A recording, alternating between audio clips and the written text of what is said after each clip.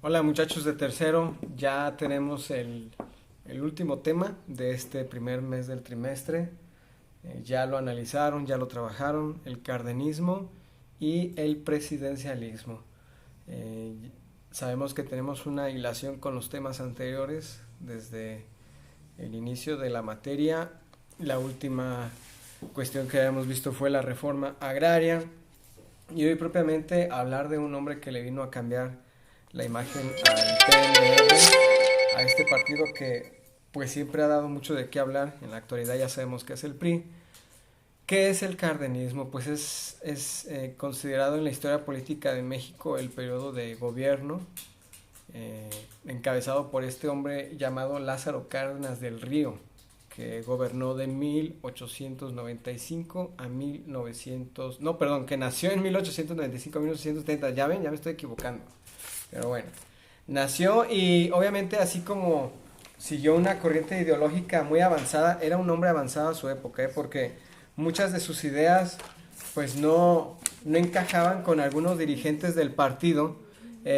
Tuvo la idea de asociarse a este partido político y de cambiar la estructura que venía teniendo.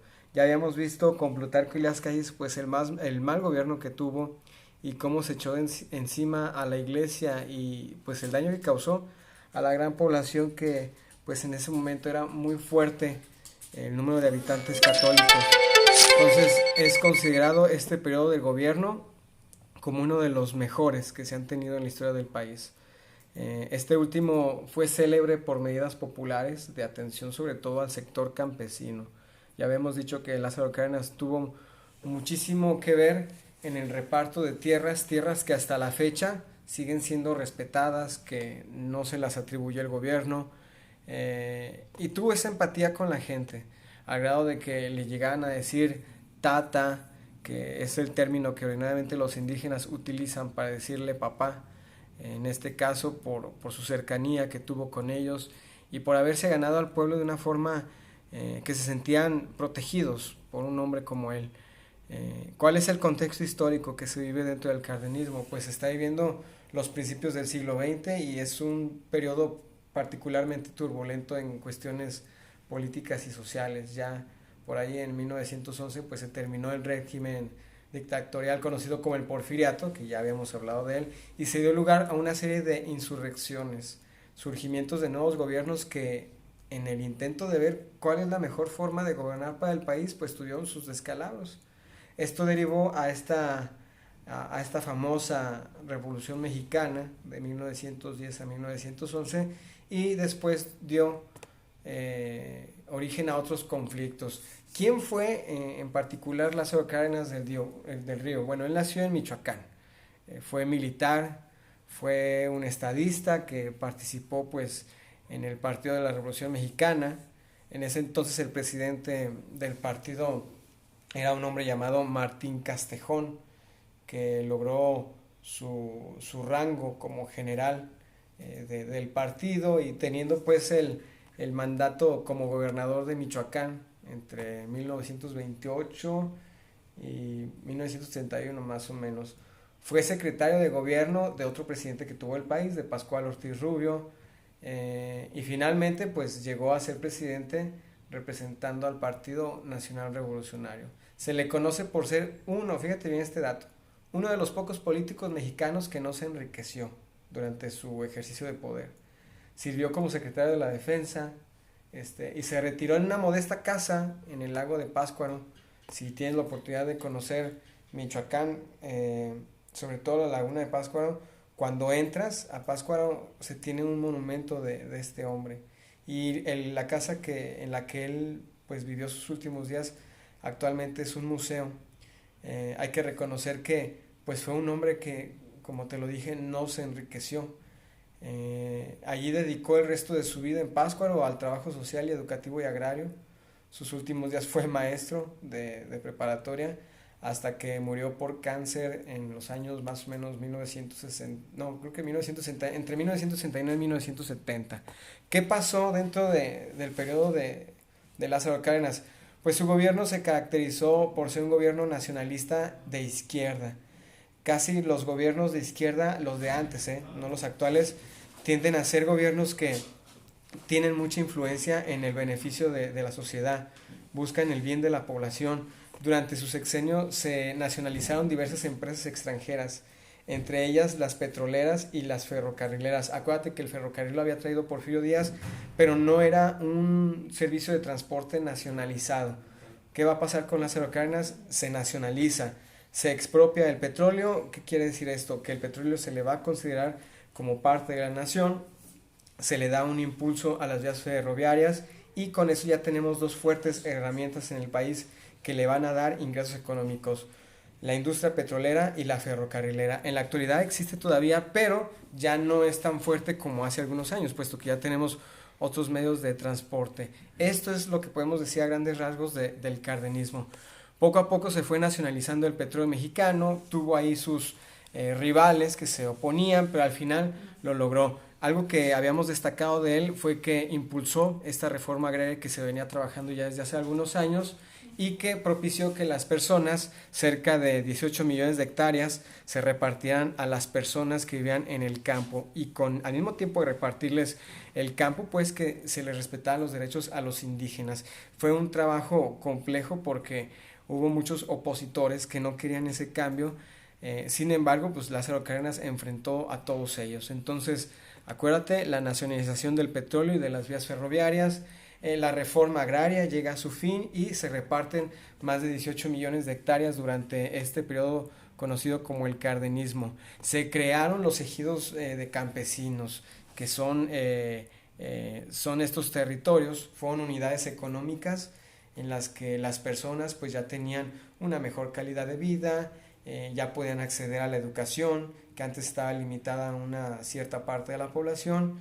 En fin, hay que considerar que la balanza en México, en la economía en ese entonces, derivó a problemas que después vamos a ver con otro presidente, un fenómeno que se llamó la Gran Depresión. Acuérdate que México seguía teniendo estas deudas que venía arrastrando desde hace muchísimos años y que todavía tenemos. Después, en la cuestión educativa, él creó un modelo educativo abiertamente dirigido a una educación laica. Ya la cuestión con la iglesia había quedado pues definida, ¿verdad? La iglesia ya no se encarga de la educación. Ahora se busca una educación laica. ¿Qué quiere decir eso? Sin el fanatismo ni los prejuicios religiosos. Ya, pues antes en los salones de clases se tenían imágenes de la Virgen y todo eso, pues ahora vas a tener la imagen de un presidente. Ya hasta en esas cuestiones, pues el gobierno había sido muy enérgico en que la iglesia a dar misas y el gobierno a impartir educación. Este nuevo modelo educativo se denominó socialista y reflejaba pues la idea de un país más moderno, justo y equitativo, y su foco de atención es una educación completa desde la educación básica, que es preescolar, hasta lo que conocemos como educación media superior, la preparatoria. Aquí es cuando se da el famoso reparto de libros. Aquí surge la Comisión Nacional de Libros de Texto Gratuitos con Lázaro Cárdenas y poco a poco empieza a surgir la Secretaría de Educación Pública. Si te fijas, ya con Lázaro Cárdenas pues ya surgen instituciones que todavía tienen vigencia en el país. Ya con el periodo ya a punto de terminar, pues ¿cuál va a ser el legado que nos deja Lázaro Cárdenas? Pues se convirtió en un modelo que satisfacía la demanda popular. El reparto de estas tierras trajo paulatinamente crecimientos económicos porque la gente pues ya sembraba lo que quería sin presión de tener que darle una parte al gobierno. Se les cobraba un impuesto mínimo, pero pues la gente ya estaba tranquila. Había llegado un hombre que le cambió la imagen a este partido, que después pues esa imagen va a volver a corromperse, desgraciadamente. En la actualidad pues tuvo un hijo que muy pocos lo saben, que es Cuauhtémoc Cárdenas. Su hijo Cuauhtémoc Cárdenas pues fue líder del Partido Revolucionario Democrático, el PRD. Trató de llevar esa misma idea que tuvo su papá Lázaro Cárdenas, pero pues en la actualidad pues esa idea ya no es muy vigente, puesto que ya hay más partidos políticos y pues ya ahora es la lucha de poder, ya no es la lucha para el beneficio de la gente, ya es obtener un puesto político para dentro de poco obtener ganancias, algo que hay que reconocerle a Lázaro Cárdenas, pues que al final pues se entregó, hizo bien su trabajo, y dentro de los primeros 10 presidentes, los 10 mejores mandatarios, pues a él lo colocan algunos analistas como el mejor presidente que tuvo nuestra nación. Eso por parte del cardenismo. Ahora nos vamos con el presidencialismo, ¿sí? A partir de Lázaro Cárdenas, muchachos, el presidencialismo se va a caracterizar por tener sistemas políticos muy definidos, donde ya el presidente solamente gobierna 6 años. Y se le calificó así debido al gran poder que acumularon los presidentes. Solamente el único que no entra en esa lista es Lázaro Cárdenas, porque se pudo comprobar después de su muerte que pues no tenía ninguna ganancia económica. Después, ¿quiénes van a entrar? Bueno, esta lista la encabezan a partir de 1920, y el primero es Adolfo de la Huerta, luego viene Álvaro Obregón, Plutarco Elías Calles, Emilio Portes Gil, Pascual Rubio, Abelardo Rodríguez, Lázaro Cárdenas del Río. Después de Lázaro Cárdenas quedó Manuel Ávila Camacho. Luego vino Miguel Alemán, Adolfo Ruiz Cortines, Adolfo López Mateos, Gustavo Díaz Ordaz, que es otro presidente del cual vamos a hablar, que fue muy polémico. Luego viene Luis Echeverría, José López Portillo, Miguel de la Madrid, Carlos Salinas, Ernesto Zedillo, Vicente Fox, Enrique Peña Nieto, hasta lo que tenemos en la actualidad con el PG, ¿verdad? Con Andrés Manuel López Obrador. Todo un proceso político que tuvo sus altas y sus bajas, pero durante este periodo pues fueron 60 años del gobierno priista. El presidencialismo entonces destaca a los presidentes que con el paso del tiempo empezaron a acumular riquezas y que a pesar de que prometían pues el cambio, pues nunca hubo cambios relevantes. Surgieron algunas instituciones como el Instituto Mexicano del Seguro Social, la Secretaría de la Defensa del Trabajo y algunas otras que ya cambiaron sus nombres, pero pues de origen siguen teniendo su misma función que en un principio, ¿verdad? El presidente contaba con todos los elementos legislativos, ya que la mayoría pues ya tenía una Cámara de Diputados, una Cámara de Senadores. Los gobiernos siguieron un proceso donde ya ahora no solamente era un solo partido político, se incorpora después el PAN.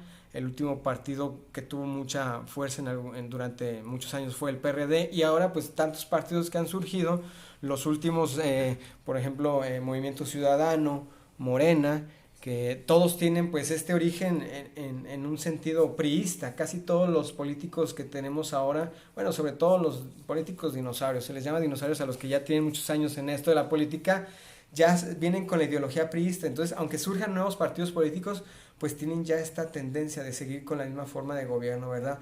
Enriquecerse, ver muy poco por el bien común, y al final, si se puede solucionar algo, pues lo harán, pero la mayoría de ellos pues no ha podido cumplir con las necesidades que el pueblo ha tenido. Ese es el presidencialismo.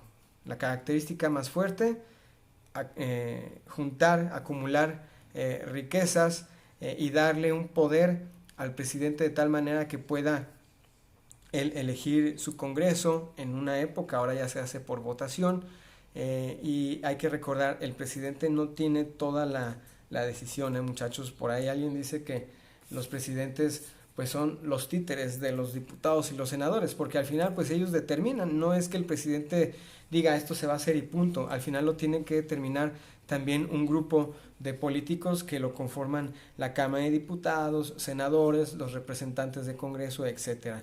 Ese es en cuanto al tema del presidencialismo. La siguiente semana vamos a ver el indigenismo, los proyectos educativos que surgieron en el país. Ya vimos un poquito con el surgimiento de la Secretaría de Educación Pública y las instituciones de seguridad social. Acuérdate que el 25 de mayo se te va a enviar un correo con tu boleta de calificaciones. Te voy a subir el video, por favor deja el comentario porque ya sabes que te cuenta como participación. Cualquier duda al respecto, pues ya me lo haces a través de la clase. Acuérdate que tienes hasta el día de mañana para entregar todos tus trabajos pendientes, tanto de Historia de México como de catequesis. Mañana, sábado, último día, porque pues ya tenemos que hacer el concentrado de calificaciones para entregarte puntualmente tu boleta. Cuídense mucho, pórtense bien. Les repito, cualquier duda, háganmelo saber ahí en el chat, donde va a estar colocado el video junto con su comentario de qué fue lo que más te llamó la atención de estos dos temas. Nos vemos la siguiente semana. Adiós.